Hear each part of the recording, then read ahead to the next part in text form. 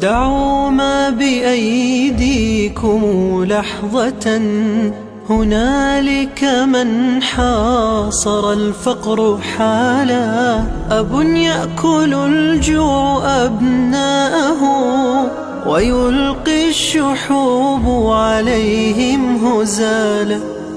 فقير إذا ما اهتديتم له سيكتم حاجته وسؤالا. على كتفه يتجلى الكفاح ويرضى بما كد فيه وناله. تحدث عنه قناعته فكم عددت صبره واحتماله. يرى كل جائعة بنته، يرى البسطاء الصغار عياله.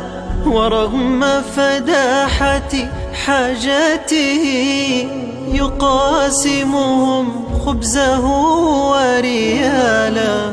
فما أجمل السعي في عوني، وإن قل يسعده ما تالا.